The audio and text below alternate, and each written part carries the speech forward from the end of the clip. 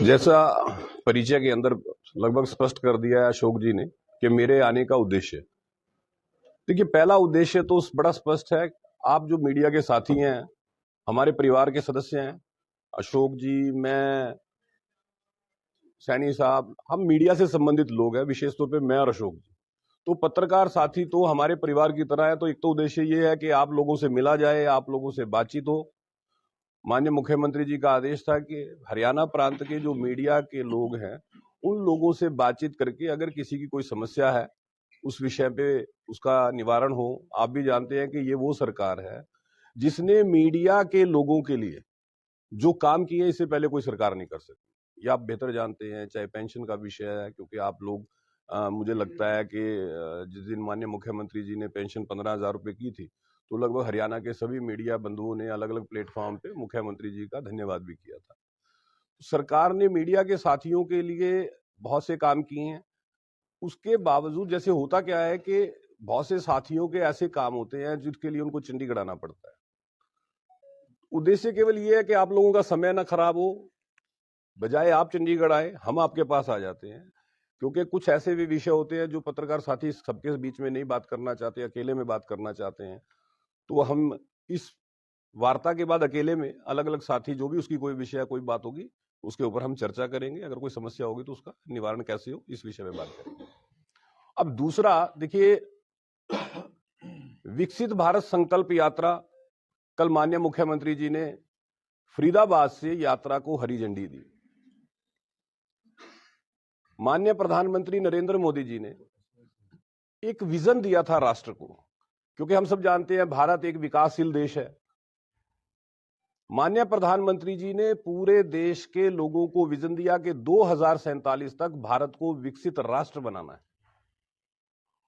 माननीय प्रधानमंत्री जी के इस विजन के ऊपर काम करते हुए, अगर मैं हरियाणा प्रदेश की बात करता हूं, मुख्यमंत्री मनोहर लाल जी ने इसके ऊपर काम करना शुरू किया।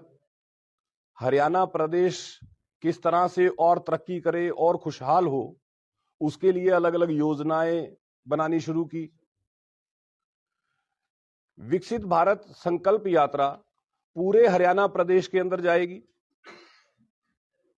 हरियाणा के लगभग 6,000 गांव, 3,000 वार्ड, सब जगह विकसित भारत संकल्प यात्रा जाएगी। पूरे हरियाणा में लगभग 7,000 प्रोग्राम होंगे। केंद्र सरकार की जो योजनाएं हैं, केंद्र सरकार की जो सेवाएं हैं और प्रदेश सरकार की जो योजनाएं हैं, उन योजनाओं का फीडबैक, जिन लोगों के लिए योजनाएं बनी, क्या उनको योजनाओं का लाभ मिल रहा है, इस बात का फीडबैक, और अगर कहीं योजना नहीं पहुंची, वहां पहुंचे, यह सुनिश्चित करना। यह उद्देश्य है विकसित भारत संकल्प यात्रा का। मुख्यमंत्री मनोहर लाल ने 2014 में बतौर मुख्यमंत्री जब प्रदेश में काम करना शुरू किया, अगर एक शब्द के अंदर कहूं तो प्रदेश का कायाकल्प किया। कायाकल्प शब्द जो है, मुझे लगता है वो भी छोटा है, जो काम मुख्यमंत्री मनोहर लाल ने हरियाणा प्रदेश में किए।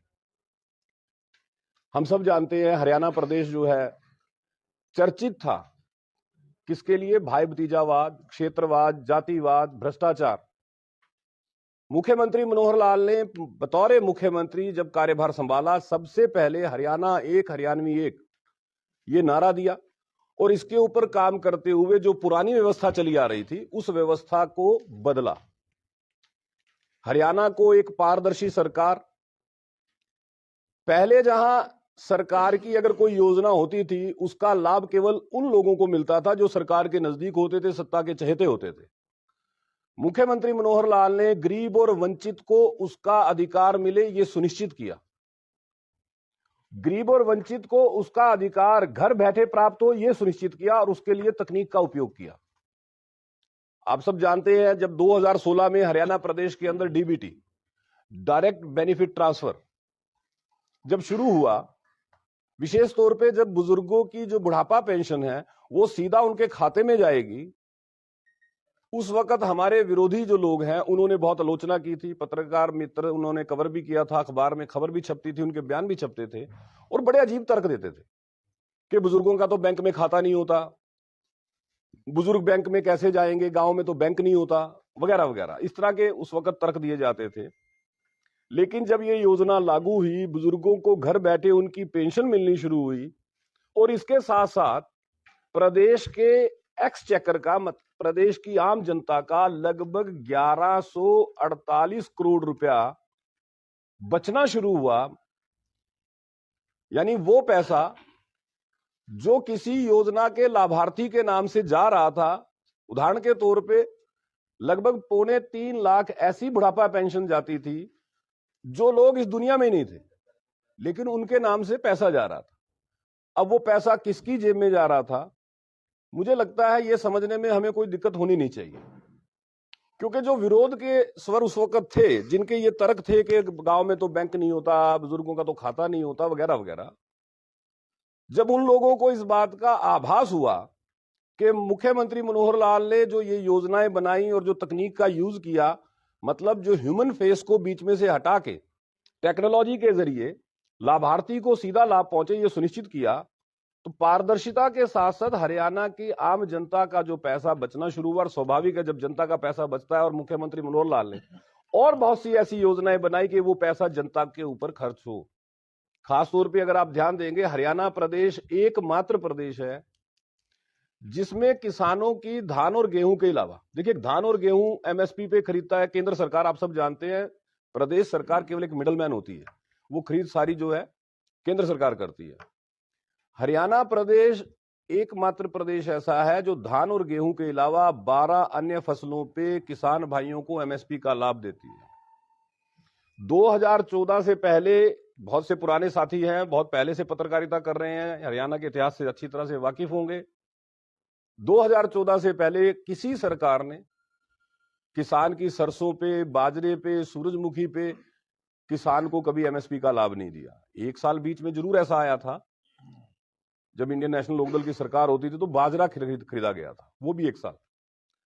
वरना भूपेंद्र सिंह हुड्डा 10 साल प्रदेश के मुख्यमंत्री रहे, उन्होंने कभी धान और गेहूं के अलावा किसान को एमएसपी का लाभ किसी फसल पे नहीं दिया। लेकिन वर्तमान सरकार ने, मुख्यमंत्री मनोहर लाल ने धान और गेहूं के अलावा 12 अन्य फसलों के ऊपर किसान को एमएसपी का लाभ सुनिश्चित किया। इसके अलावा हम सब बहुत अच्छी तरह से जानते हैं, ये वो सरकार है जिसने आपदा प्रबंधन में किसान भाइयों को लगभग 11,000 करोड़ रुपए का मुआवजा 2014 से लेके आज तक, इससे पहले कि आप किसी सरकार का रिकॉर्ड निकाल के देख लीजिए, कांग्रेस के आंकड़े तो हमारे सामने हैं, 10 साल के अंदर लगभग 1128 करोड़ रुपया मुआवजा के तौर पे भूपेंद्र सिंह हुड्डा की सरकार ने 10 साल में दिए थे। किसान की फसल का मुआवजा प्रति एकड़ 15,000 रुपए मिलेगा, ये किया मुख्यमंत्री मनोहर लाल ने। कांग्रेस सरकार में 6,000 रुपए होता था, 9,000 रुपए की घोषणा भी हुई थी गोहाना रैली में, लेकिन वो योजना के ऊपर अमल भी नहीं हुआ। लेकिन मुख्यमंत्री मनोहर लाल ने 15,000 रुपए प्रति एकड़, बागवानी के किसान, फल सब्जी के जो किसान हैं, उनको किस तरह से मजबूत किया जाए, सशक्त किया जाए, इसके लिए बागवानी और सब्जी की फसलों के ऊपर भावांतर भरपाई योजना लागू की। किस तरह से किसान को और मजबूती मिले, हरियाणा प्रदेश में लगभग 54 ऐसी योजनाएं हैं जो किसान हित में आज प्रदेश में चल रही हैं। ये जो कायाकल्प किया मुख्यमंत्री मनोहर लाल ने, हम चाहे किसान वर्ग की बात करें जिसके बारे में मैं चर्चा कर चुका हूं, युवाओं की हम बात करते हैं, हम ये बात जब सार्वजनिक मंच से खुल के कहते हैं कि मुख्यमंत्री मनोहर लाल ने 9 साल में लगभग 1,20,000 पक्की सरकारी नौकरियां दी, क्योंकि जब आंकड़ा लगभग 8.5 साल हुए थे 1,10,000 से ज्यादा थी, तो उस वक्त तुलना के रूप में हम देखते हैं कि पहले की सरकारों के समय में नौकरियों के मामले में क्या हुआ था। हालांकि भूपेंद्र सिंह हुड्डा साहब के जो 10 साल का कार्यकाल था, लगभग 86,000 पक्की सरकारी नौकरियां हुड्डा साहब के कार्यकाल में दी गई थी, लेकिन उसमें भी अगर हम गणित का उपयोग करना शुरू करें, जमा घटा करना शुरू करें, ऐसी नौकरियों को माइनस करना शुरू करें जो माननीय कोर्ट ने बाद में रद्द की, चाहे पीटीआई की बात करें, गेस्ट टीचर के विषय में आप जानते हैं मुख्यमंत्री मनोहर लाल ने ही उनके भविष्य को सुरक्षित किया, तो वो 86,000 की फिगर भी नहीं रहेगी, वो भी कम हो जाएगी। लेकिन हम 86 की बात कर लेते हैं।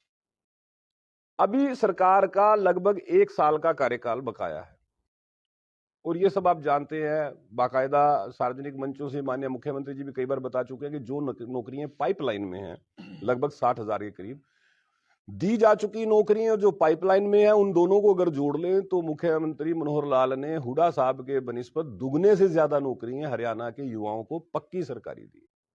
और सबसे महत्वपूर्ण चीज जो है, मैं जो चाहता हूं कि आप पत्रकार साथियों के जरिए युवाओं तक भी पहुंचे, क्योंकि सरकार की सरकारी नौकरी देने की एक सीमा है। आप जानते हैं सरकारी कर्मचारी जो है उनकी एक सीमा है, लगभग 4 लाख सरकारी कर्मचारी हरियाणा के अंदर है। मुख्यमंत्री मनोहर लाल पहले मुख्यमंत्री हैं जिन्होंने इस बात की चिंता की कि हरियाणा के युवाओं को पक्की सरकारी नौकरी देने की एक लिमिट है, सीमा है। उसके अलावा किस तरह से युवाओं को रोजगार मिले, उसके अलावा किस तरह से युवा अपना काम धंधा कर सके, इसकी चिंता मुख्यमंत्री मनोहर लाल ने की। विशेष तौर पे एक ऐसी औद्योगिक नीति लेके आए जिसका प्रभाव यह पड़ा कि हरियाणा के अंदर 1,60,000 से ज्यादा छोटे बड़े मझोले उद्योग, एमएसएमईज, माइक्रो इंडस्ट्रीज में इन सब की बात कर रहा हूं, वो हरियाणा प्रदेश में लगे 2014 के बाद। स्वाभाविक है अगर कोई भी काम धंधा शुरू होता है तो उसमें काम करने वाले मैन फोर्स की भी जरूरत होती है, वर्किंग फोर्स की जरूरत होती है। तो इन उद्योग धंधों में 12,60,000 से ज्यादा युवाओं को रोजगार प्राप्त हुआ। जो युवा अपना खुद का कोई कारोबार करना चाहे, अपना कोई काम धंधा करना चाहे, उसके लिए मुख्यमंत्री मनोहर लाल योजना लेके आए। बैंक से ऋण प्राप्त हो जिससे कोई भी युवा अपना कारोबार, अपना काम कर सके। उदाहरण के तौर पे अगर कोई युवा फड़ी, रेडी या छोटे स्तर पे काम करना चाह रहा है, क्योंकि सबकी अपनी माली हालत होती है, सबकी एक आर्थिक स्थिति होती है, ऐसे युवाओं को ब्याज रहित ऋण उपलब्ध हो, यह सुनिश्चित किया मुख्यमंत्री मनोहर लाल ने। और इससे ज्यादा महत्वपूर्ण चीज जो है, पहले ऐसे मुख्यमंत्री हैं जिन्होंने इस बात की चिंता की कि जो गरीब परिवार है हरियाणा के, उनकी आमदन कैसे बढ़े। जिन परिवारों की सालाना आय 1 लाख से कम है, ऐसे परिवारों को चिन्हित किया गया, आइडेंटिफाई किया गया, और उनकी आमदन कैसे बढ़े उसके लिए योजनाएं बनाई गई। उनको अगर अपना काम करना है, काम धंधा करना है, उसके लिए उनको बैंक से पैसा मिले, यह सुनिश्चित किया गया। लगभग 50,000 परिवारों ने इस योजना का अब तक लाभ उठाया है। और योजना थी, आप भी जानते हैं, मुख्यमंत्री परिवार उत्थान योजना। इसी तरह से अगर हम बात करते हैं, जो हमारी बच्चियां हैं, अभी 4 दिन पहले माननीय मुख्यमंत्री जी ने घोषणा की है गरीब परिवार की बच्चियों को कॉलेज शिक्षा मुफ्त। प्रदेश की जनता के स्वास्थ्य की चिंता, आयुष्मान भारत के नाम से केंद्र सरकार की एक योजना थी, आप सभी जानते हैं। मुख्यमंत्री मनोहर लाल ने उस योजना में विस्तार किया, उसका दायरा और बढ़ा दिया। 1,80,000 सालाना आय तक के परिवारों को 5 लाख रुपए सालाना जो है स्वास्थ्य लाभ मिलेगा, उनको एक तरह का बीमा। लेकिन जिनकी आय 1,80,000 से 3 लाख तक है, मात्र 125 रुपए महीने का कंट्रीब्यूशन करके वो भी 5 लाख रुपए तक का स्वास्थ्य बीमा का लाभ उठा सकते हैं। यह सुनिश्चित किया मुख्यमंत्री मनोहर लाल ने। और सबसे महत्वपूर्ण चीज जिसकी चर्चा आमतौर पे हमारे विरोधी भी करते हैं, आपने देखा कि बहुत पहले हुड्डा साहब, पोर्टल की सरकार, इस बात को लेकर आलोचना करते थे। हालांकि अब हुड्डा साहब के जो स्वर हैं चेंज हो गए हैं। अब हुड्डा साहब ने यह कहना शुरू कर दिया कि साहब जिन पोर्टल्स का लाभ है नहीं उनको तो रखेंगे। हालांकि ना नौमन तेल होगा ना राधा नाचेगी। हुड्डा साहब को पहले तो यह बात समझ लेनी चाहिए, क्योंकि जब जनता के बीच में जाएंगे आप वोट मांगने, तो आप जनता को बताएंगे क्या? 10 साल जब जनता ने आपको सत्ता में रखा, उस वक्त आपने क्या किया, क्या यह सवाल नहीं पूछा जाएगा? जनता आपको आजमा चुकी है, और जिन लोगों को जनता आजमा चुकी होती है वो उनके हिसाब किताब को बहुत जल्दी कैलकुलेट करती है। और हरियाणा प्रदेश के लोग तो राजनीतिक रूप से पहले बहुत जागरूक हैं। पॉलिटिकल अवेयरनेस हरियाणा के लोगों में बहुत ज्यादा है। किसने सत्ता में रहते हुए अपने चहेतों के लिए काम किया और किसने सत्ता में रहते हुए हरियाणा की आम जनता के लिए काम किया, ये तुलना हरियाणा के लोग अवश्य करते हैं।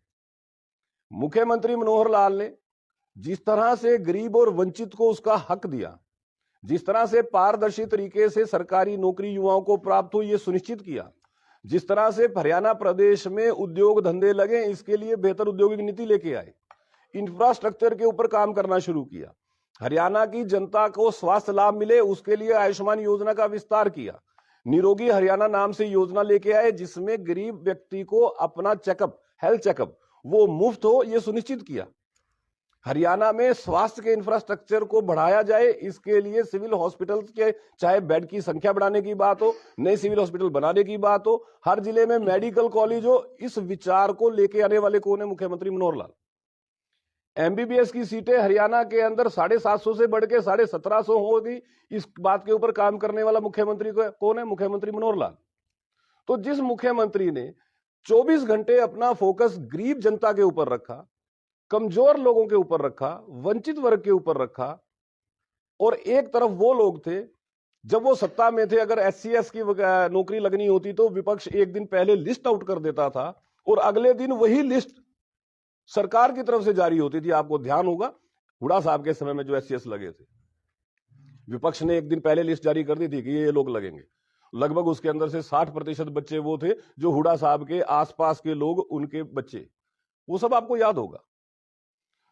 एक मुख्यमंत्री वो जिसने प्रदेश के अंदर भ्रष्टाचार किया। आज भी जो मामले चल रहे हैं कोर्ट में, बहुत से मामले आप जानते हैं, मानेसर लैंड डील मामला है, एजीएल मामला, बहुत से मामले हैं।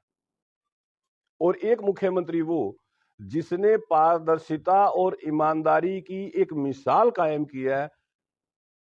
1 रुपए के भ्रष्टाचार का आरोप कोई व्यक्ति मुख्यमंत्री मनोहर लाल पे नहीं लगा सकता।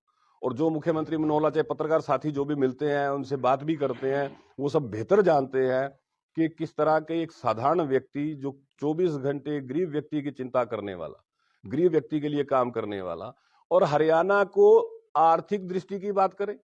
देखिए, जब 2014 में हरियाणा में भारतीय जनता पार्टी की सरकार बनी थी, हरियाणा की पर कैपिटा इनकम 1,37,770 रुपए थी। आज हरियाणा की पर कैपिटा इनकम 2,96,000 रुपए से ज्यादा है, लगभग दुगने से ज्यादा। 3.25 लाख करोड़ के करीब हमारी जीएसडीपी थी 2014 में। आज हमारी जीएसडीपी 10 लाख करोड़ रुपए से ज्यादा है।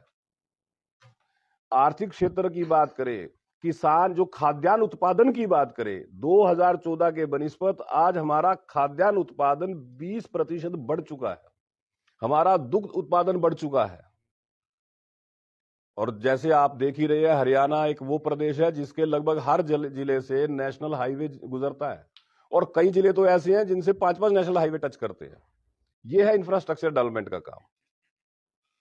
तो मेरा विषय यह था कि आप भाइयों के जरिए, आपकी सहायता से मुख्यमंत्री मनोहर लाल ने जो हरियाणा का कायाकल्प किया है, तथ्यात्मक रूप से वो बातें आम जनता तक पहुंचे, जिसके लिए मैंने आपसे ये बात की। आप लोग कोई सवाल पूछना चाहे तो स्वागत है। महिलाओं की, बेटियों की, जहाँ की सुरक्षा की जो बात है, हमारे उच्चारण में जो प्रिंसिपल को बर्खास्त किया गया है, खाली उनको बर्खास्त किया गया, लेकिन कोई आगे सरकार की तरफ से कोई इतना बड़ा एक्शन नहीं हुआ। और सुनने में तो ये भी आता है कि उनको बचाने में कहीं ना कहीं सरकार के किसी एक नुमाइंदे का बहुत बड़ा हाथ है। देखिए, पहली बात तो ये है कि सुनने में आता है, इसका तो मैं जवाब नहीं दे सकता, क्योंकि ये हाइपोथेटिकल बात है। हाइपोथेटिकल बात का कोई जवाब नहीं होता। दूसरी बात, जो आपने कहा, सरकार के संज्ञान में एक विषय आता है तो पहला काम होता है, अगर वो सरकारी कर्मचारी है, उसकी सेवाओं को तुरंत बर्खास्त किया जाए।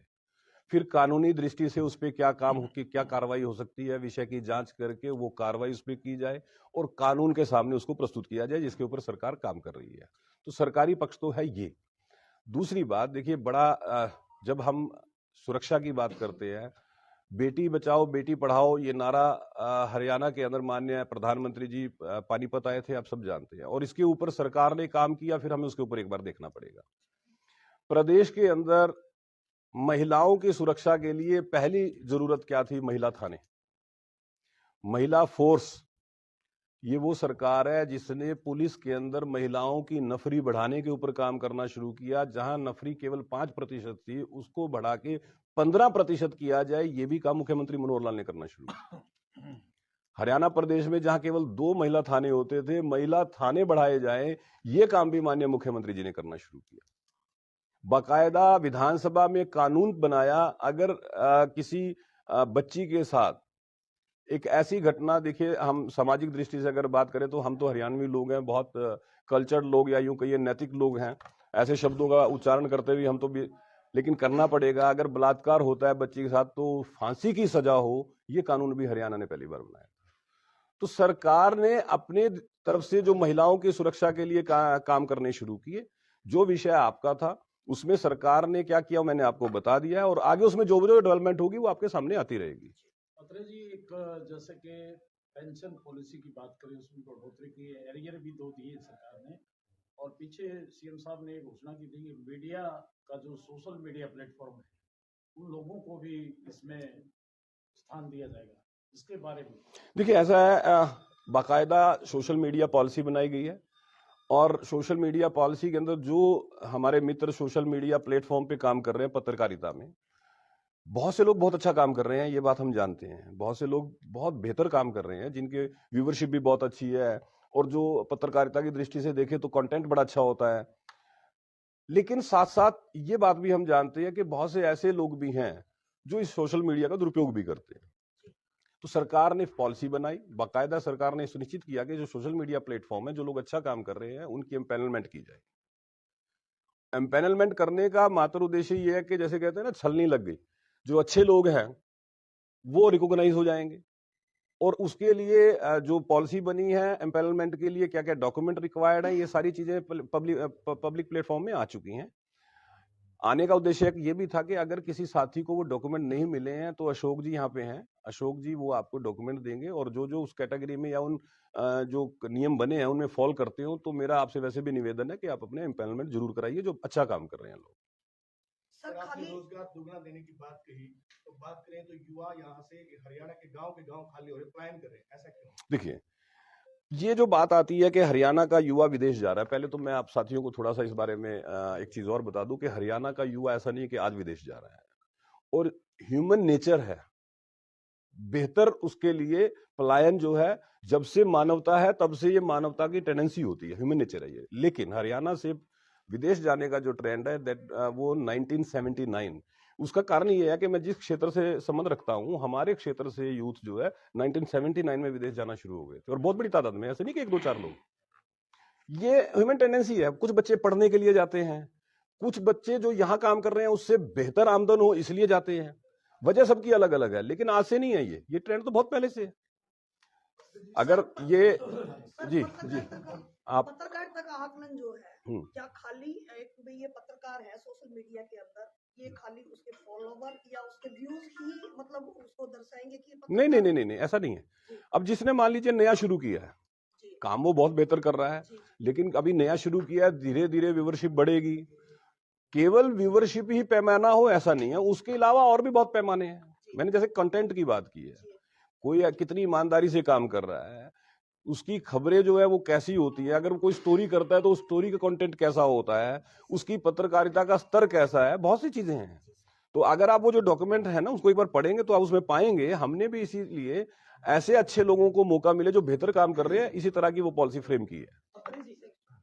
आपने 54 से ज्यादा अधिक आपने सरकारी योजनाओं का जिक्र किया, लेकिन क्या कारण है जो योजनाएं हैं, सरकारी योजनाएं आम जन तक क्यों नहीं पहुंच पा रही?